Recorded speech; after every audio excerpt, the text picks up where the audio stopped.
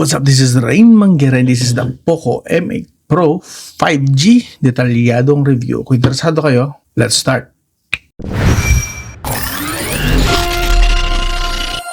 So, bago tayo mag-start, unahan ko na kayo. Ito po yung kanyang specs. Habang tinatanggal ko itong kanyang kasama na po ito sa box na jelly case. Yes, this is flimsy pero okay naman. Actually, maganda naman siya. And at least may dagdag protection na out of the box. Okay? So, this smartphone has Qualcomm Snapdragon 7S Gen 4.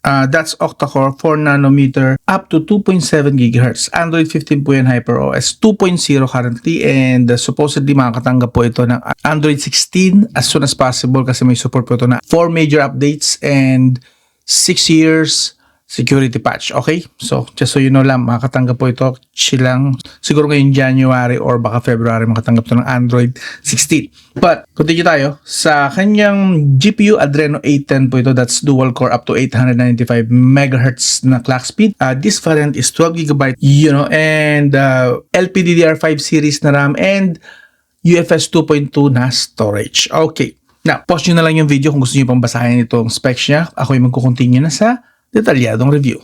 Let's start. Gusto mong malaman, specs, features. So, unang-una sa design. This has fiber reinforced plastic back po ito. Yes, plastic back. Corning Gorilla Glass Victus 2 dito naman sa display. So, protection agad, di ba? IP68 and IP69K dust and water resistant pa rin po ang build nito. And sa taas, makikita natin, nandito po yung speaker. Yes, actually, maganda po ang tunog ditong speaker na ito. Mamaya paparinig ko sa inyo. Abangan nyo, naku, solid. Bihira po sa mga smartphones, especially na sa budget category na ang speaker both top and bottom ay pantay. Mamaya.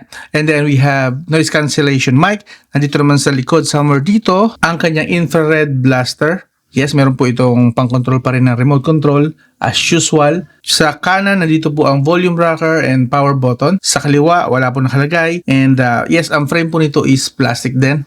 Pansin nyo, wala tayong antenna line. So, this is plastic frame din. Sa baba, meron tayong ditong dual SIM. Dual SIM, yan, pakita ko sa inyo sa video. And the microphone, main microphone actually, USB 2.0 and the main speaker. Sa likod, andito po yung camera module niya. This is dual camera lang po. Flash lang po ito, and this one, nandito nakalagay, if I'm not mistaken, yung kanyang infrared blaster. Somewhere here, dito sa part na to ng camera. Kung titignan natin, may maliit na bilog sa baba. I'm not sure kung kita ng camera, pero ayun, basta somewhere dito. But anyway, nandyan po yung infrared blaster niya. As for the camera, mamaya pag-usapan natin. We have the Poco branding here and some nice na design. Actually, ito yung design din last year ng Poco X7 series, yes. And then we have a slightly curved na display here. Yes, as you can see that. Napakita ko sa inyo sa screen. Right. As for the size naman, this is 6.83 inch diagonally na display. So, malaking phone po ito. Solid sa mga mahilig dyan manood. Sa inyong mga smartphones, mas immersive po ito. Punta na tayong phablet talaga na size. Wala nang phablet nga, pero if there is phablet pan smartphone, ito yun. 6.83 inch papunta ng 7 inch ang size nito. Solid. Okay. Now, for the build and design, since meron tayong mga protection, malaking screen, malaking body, magandang curve, hindi OA sa curve actually, and kompleto na tayo halos dito. Sa likod, medyo subjective kung sino magagandahan nito, pero bibigyan ko ito ng 8 out of 10 since hindi mo maiisip na budget lang to sa dami na nilagay na features sa build pa lang. Okay? 8 out of 10. Safe yan. Okay? Now, lipat na tayo sa performance. Yun. So, nire-review ko to, hindi pa po siya supported ng Antutu. So, I tried ibang version. Even the Antutu version 10 is hindi ko ma-install dito for some reason. Ayaw tumuloy. So, tinry ko sa version 11 na Antutu.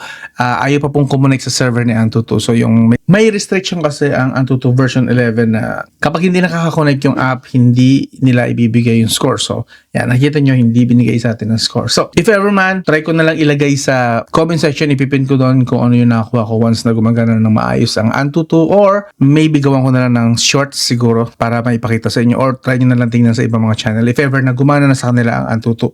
Now, sa storage, tinest ko pa rin naman siya, nakakuha tayo ng 1 gigabits per second na 1 GB per second na read and write na average dito. So, that means this is UFS 2.2 na storage lang. Okay? Ang translation niya sa totoong performance, actual performance, eto. Sa Mobile Legends, sinet natin siya sa high graphics and ultra FPS. Nag-run po siya ng 115 to 120 FPS and 40 degrees Celsius lang in 1 hour.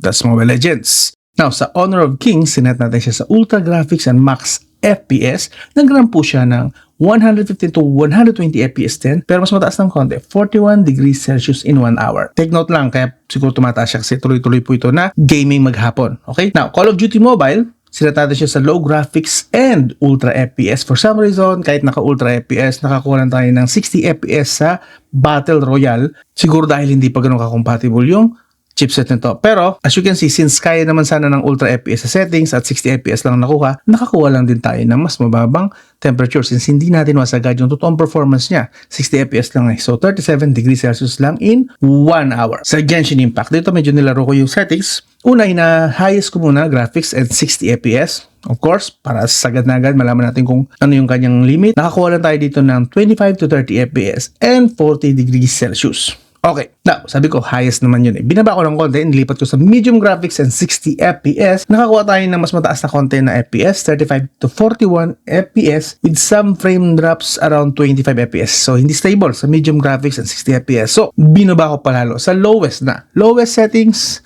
pero 60 FPS pa rin. Nakakuha na tayo ng 45 to 50 FPS, mas stable, less frame drops. So, ang chipset na to kaya ng, lowest lang kung gusto mo. Set mo na sa lowest and makakuha ka na mataas-taas na konti na FPS. Again, nasa lower mid-range lang kasi tayo dito na chipset. Now, nilipat naman natin sa Where Winds Meet. Ito, mabigat-bigat talaga ito. Sinet natin siya sa ultra graphics sa unang try and high FPS. Hanggang high lang talaga. Hindi pa available yung higher FPS na settings. Nag-run siya ng 19 to 23 FPS and 42 degrees Celsius. Medyo tumataas na ng konti yung temperature pero wala pa po tayo sa overheating. So, nilower ko siya sa balanced graphics and high FPS pa rin. Nakakuha tayo ng 28 to 31 FPS. So, mas decent. And 40 degrees Celsius in 1 hour. So, that means kaya ang Where Winds Meet pero medyo ibabalance mo lang talaga. Ibaba mo yung graphics na part. Okay? So, sa PUBG Mobile, sinet natin siya sa balanced graphics and extreme FPS. Nakakuha lang tayo dito ng 55 to 60 FPS still. Okay pa rin naman yan. At least stable and 41 degrees Celsius. Now, tinry ko naman siya sa Red Dead Redemption. Dito medyo demanding tong game na to kasi nagre-require ito ng ray tracing. So, yeah. As expected na sinet natin siya unang-una sa performance. Nag-run siya ng 11 to 15 FPS lang and 40 degrees Celsius in 30 minutes. Lower, tapos binaba ko pa sa fidelity and half resolution na lang and blur effect, naka-off na. Ganun pa rin, around 15 FPS. So, yeah. Medyo demanding talaga ang Red Dead Redemption, so not really advisable na laruin dito ang Red Dead Redemption. Where Winds Meet, pwede pa, and Genshin Impact. Meron nga pala itong gaming mode, just in case na hindi nyo napansin. Pakita ko na lang din sa inyo saglit. Yan o. Up, lakas ang volume. Rinig nyo, lakas diba? Ganda. Now, we have here of course, the basic na game turbo ni Poco. If we turn on that gaming mode tayo, yes, makakuha tayo ng mataas na resolution. And napansin ko lang dito is ganun pa rin naman. Wala ditong settings about sa battery. And tinry ko yung voice changer niya. Actually, usually di ko naman tinatry ito, pero tinry ko rito. So, tinry ko from original, nilipat ko sa cartoon, and parinig ko lang sa inyo saglit. Lagyan natin ng volume na maganda. Yan, try natin. Hello, what's up? This is Rain Manguera. Hello, what's up? This is Rain Manguera. Test mic test. Hello, what's up? This is Rain Manguera. Test mic test. It works. Woman naman. Try natin. This is a test for the woman voice. Test lang po. This is a test for the woman voice. Test lang po. So yeah, it works yung kanyang voice changer sa mga mahilig dyan mag-live stream or gumawa ng content about gaming online, YouTube or Facebook. Yeah, may ganitong feature na actually nag-work. So yun lang naman. Kung sa mga mahilig lang, I'm not really, hindi ako gumagamit ng ganito, pero if you want, it's there. Available po sa Game Turbo ni Poco M8 Pro 5G. Now, as for the performance, since binigyan naman tayo ng kahit paano decent na mga FPS sa mga MOBA games like Mobile Legends and Honor of Kings, medyo bumaba lang tayo ng konti dun sa mga RPG games na medyo heavy talaga. Bibigyan ko ito ng 8 out of 10. Again, binabangga ko lang siya sa price kasi mahirap naman mag-expect na mataas kung ang price nito is budget lang. Okay? So, 8 out of 10 I think is very good na rating na para sa smartphone na ito. Okay? That's for the performance, okay? Now, lipat naman tayo sa battery. Kung labas na phone, gusto mong malaman. So the battery has 6,500 milliamp hour silicon carbon with 100 watts. Take note, 100 watts hypercharge. Mabilis po yan. Okay? Now, para ma-full charge ang 6,500 watts. Now, para ma-full charge ang 6,500 milliamp hour na battery na yan, from 20% to 100%, mga 35 to 40 minutes lang. Mabilis. This. Yes. And PC Mark na syempre, para makita nyo, kamusta naman ang optimization ng battery. Hindi porket malaki ang battery, maganda ng performance. No, syempre, hindi. Tinest natin yan. Sa half brightness, half volume with internet, nakakuha tayo ng 16 hours and 4 minutes. That's very good. Yes, as expected, sa 6,500 mAh na battery. Now, sa full brightness, full volume naman, nakakuha tayo ng 11 hours and 39 minutes. Still impressive, di ba? That's full brightness. Ibig sabihin, kung rider ka at sa tanghaling tapat ka na gamit ng smartphone, makakakuha ka ng at least, aalis ka at uuwi ka ng bahay na merong charge pa. Basta huwag ka lang mag-gaming sa trabaho, ha? Para mapaabot mo hanggang hapon or gabi yung charge nito. Pero again, kung casual use lang, 11 hours, 39 minutes, full brightness, full volume with internet. Alright? Now, pakita ko lang sa inyo saglit ang battery settings para may idea lang kayo sa expect nyo. Okay, sa battery settings, meron tayong current mode which supports balance mode lang sa yung usual na gamit natin. Now, if you want na parang pang-gaming lagi ang performance niya, kahit hindi naman kayo nag-gaming, todo-todo lang talaga yung performance, like gusto siguro mag-video editing or something, go for performance mode. Available po yan, pero yun nga lang bababa yung battery longevity niya. Okay? Sa performance mode, pero available po yan. And charging options, we have standard and top speed. Ginamit ko lang standard and mabilis na po siya sa standard pa lang. 40 minutes na. Siguro pag nag-top speed tayo, baka 25 minutes lang. Now, dito sa battery protection, supported po niya ang battery health and cycle count. Yes. And sa additional features naman, ito pa ma-expect nyo. Okay? So, as you can see, wala po rito bypass charging sa kanyang settings sa battery. So, as for the battery rating, since 100 watts ang binigay sa atin dito, with 22.5 watts reverse wired charging. Supported din, ha, in case na if you're wondering, baka gusto nyo yung gumagamit kayo nun, kayong mga 5 tao na gumagamit ng reverse wired charging. In terms of binigay sa atin na 6,500 mAh silicon carbon and 100 watts, bibigyan ko ito ng 8 out of 10 din, since solid na yun. Meron tayong 100 watts sa budget price na series ni Poco. Okay? 8 out of 10. Solid na yun. Now, lipat na tayo sa display. Okay. Again, this has phablet size 6.83-inch P-AMOLED na 120Hz screen refresh rate supported niya, as you can see. And this also supports 1,800 nits brightness. Ginamit natin sa labas. Tanghaling tapat yan. Makikita nyo. Up to 3,200 nits pa nga yung pinaka-peak niya. 3,840Hz PWM dimming din. Yes, supported. And matutuwa kayong malaman na Dolby Vision and HDR10 Plus po yung kanyang screen. Supported din yan. Corning Gorilla Glass Victus 2 protection. Nabanggit ko na kanina. Slightly curved, as you can see. Yun. And supported nito ang 10 multi-touch. Now, if you're wondering sa Netflix, yes, wideband level 1 po ito. Supported po niya Full HD and Dolby Vision mismo sa Netflix. Nice, diba? Nice, nice, nice. Now, pakita ko lang sa inyo ang display settings saglit. You know, so makikita nyo rito, may color scheme tayo na features. Ako, nakaset ako sa Vivid since yun ang pinakagusto ko. And refresh rate, you can choose from 60 to 120 Hz screen refresh rate and app using high refresh rate in case na gusto mo na naka-custom talaga per app yung 120 Hz kung alin ang gagamit ng 120 Hz at hindi. Okay? So I would recommend para mas makatipid kayo sa battery, yung mga hindi naman talaga kailangan ng super taas na refresh rate, i-off nyo na lang, like Google One. Ano naman, i-Google yung 120 Hz screen refresh rate. But if yung mga games mo, i-activate mo like this one. Naka-activate siya sa Honor Kings, so on and so forth. Okay? Just some useful na idea just in case na gusto nyo lang na maximize yung battery na smartphone nyo for the whole day. Okay? And sa mga mahilig magbasa, reading mode, available. Sa display, since binigyan tayo ng ganito kaganda na display, ganito kataas ang quality na AMOLED, ayun, nakikita nyo naman, buhay na buhay dito ang mga pinapanood nyo rito na mga HD resolution with HDR support ng mga videos. Yes, supported niya ang HDR sa YouTube. Bibigyan ko ito ng 9 out of 10 since 6.83-inch niya. Ganda niya. Tapos, high resolution pa na 1.5K resolution. 120 screen refresh rate. 1,800 nits na base up to 3,200 nits na brightness. My God! May Dolby Vision pa. So, 9 out of 10 bibigay ko. Maintindihan niyo kung bakit binigyan ko siya ng 9 out of 10. Okay, now, sa camera na tayo. Sa camera, this has 50 megapixel f1.6. Yes, maganda po ito sa low light. Light Fusion 800. Wide po yan and supported ang OIS. Sa tabi niya is the ultra wide which has f2.2 na aperture. Okay? Sa front naman, we have 32 megapixel na f2.2 wide front din po yan.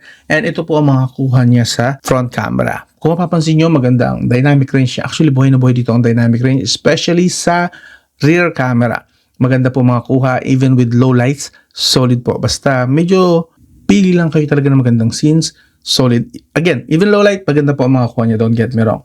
And so, highly impressed ako dito actually sa dynamic range niya and sa sharpness ng mga images. Not to mention yung saturation, hindi masyadong aggressive and hindi mo na rin actually kailangan din i-edit pa sa mga photo editing app. Magaganda na talaga ang resulta. So, very good po sa pictures. Now, sa video recording, supported po ng camera nito ang 4K sa likod, 4K resolution at 30 fps. As you can see, 4K resolution at 30 fps. And sa front camera naman, supported niya ang 1080p at 60 fps. Okay. Now, ito po ang kanyang mga shots. This is the 4K at 30 fps. And yes, may OIS siya. Hindi nga lang super smooth pero meron. And kamusta naman yung microphone? Okay ba? So yun, again 4K 30 fps. Bababa tayo. Kamusta yung stabilization? I think meron naman. Hindi nga lang super smooth pero meron. At kamusta yung microphone? Konting panning.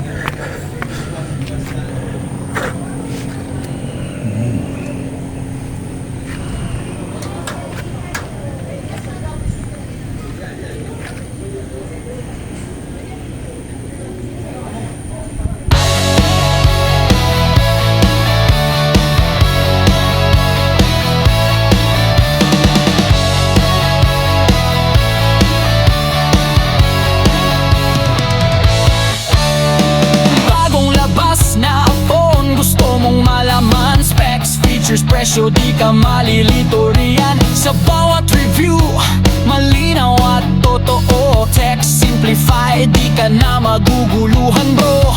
Basta smartphone, kami ang bahala. Kahit budget o flagship, lahat may tala. Kotman, yeah, tech na malinaw. Review na malaman, di puro yabang. Kotman. Note ko rin na ginamit ko since sabi ng tropa, test ko rin doon yung slow motion. And actually, coincidentally, supported ng smartphone ito, take note, ang slow motion, 1080p up to 120 fps. And tinest ko saglit, actually maganda yung kuha niya. Hindi siya garalgal kagaya sa Infinix GT30 Pro na tinest ko. Maganda smooth dito. For 1080p at 120 fps, slow mo. Okay, slow mo lang po yan.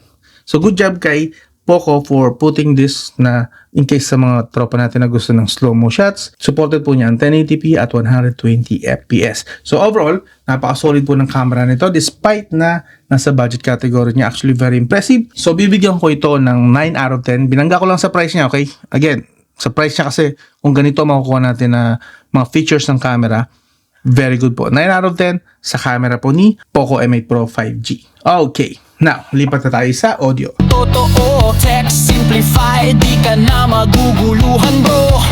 Nabanggit ko kanina, top, bottom, symmetrical po ang sound niya. And ito po yung testing. Pagpasensya nyo na kung hindi ganun kaganda ang microphone na nag-record ng audio na to.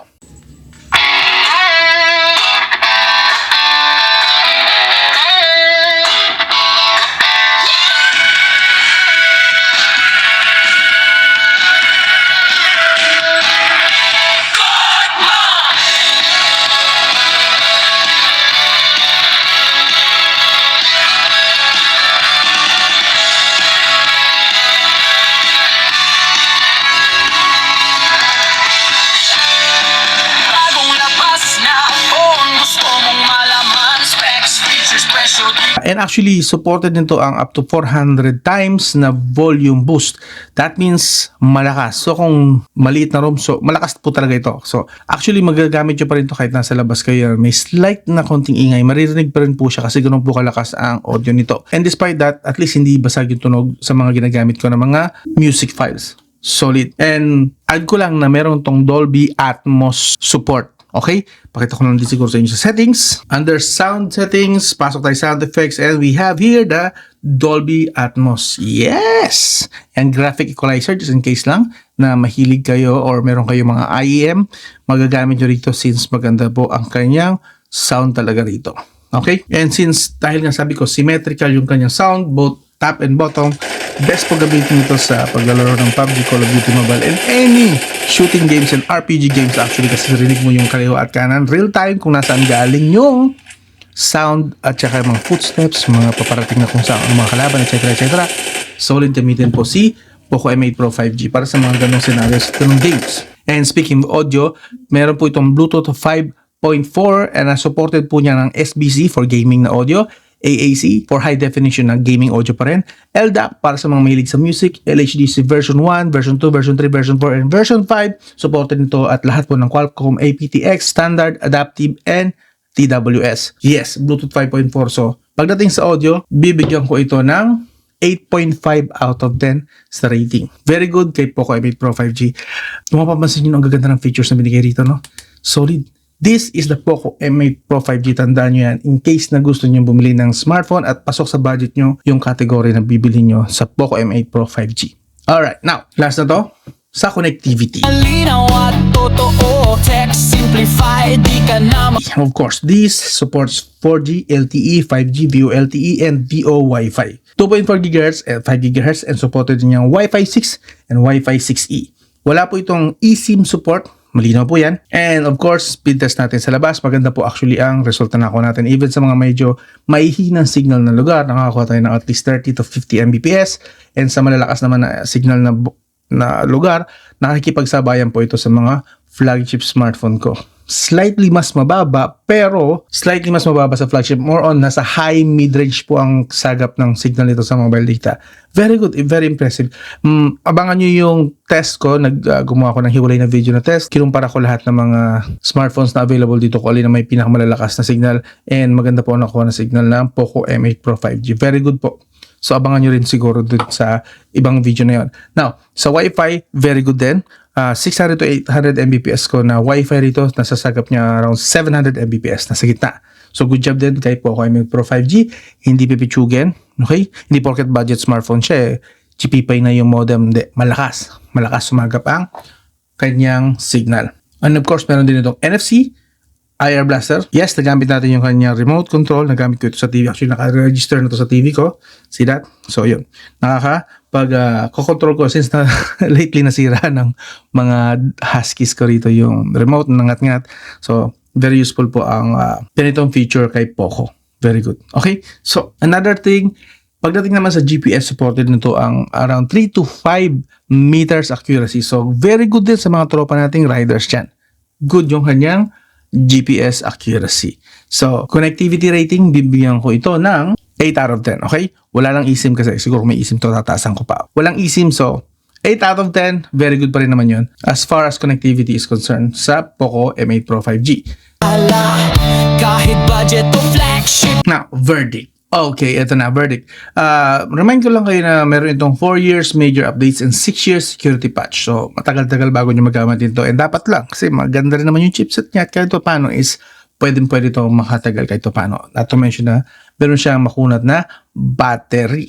Yan, ganun mga, at i-add mo na lahat ng mga features na sinabi ko na na-test natin dito sa smartphone na to.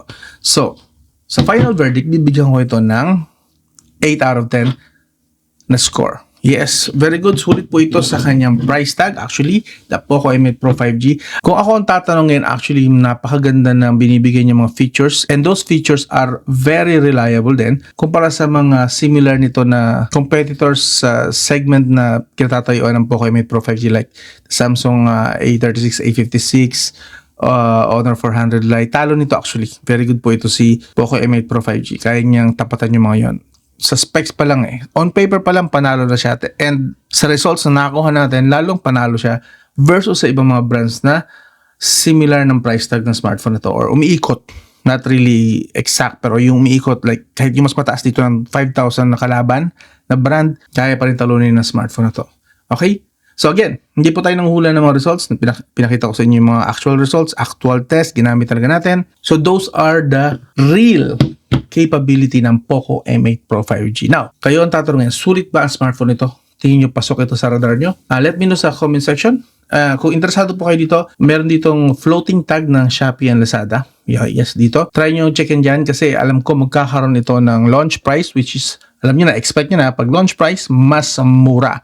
So, abangan nyo rito sa floating tag na to. Now, kung nagustuhan nyo yung ganitong style ng review at ganito ang gusto nyo panoorin, hindi man perfect, hindi man kompleto, pero majority naman kailangan nyo malaman about smartphones, babanggitin na natin dito, itetest na natin dito actual. Sana consider nyo mag-subscribe. Subscribe lang, sapat na sa akin. Pindutin nyo lang yung button nyo na subscribe, winner na yan, goods na yan. Or like, no, subscribe na lang, pwede na yun.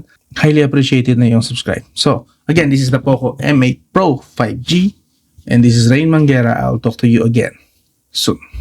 Pagte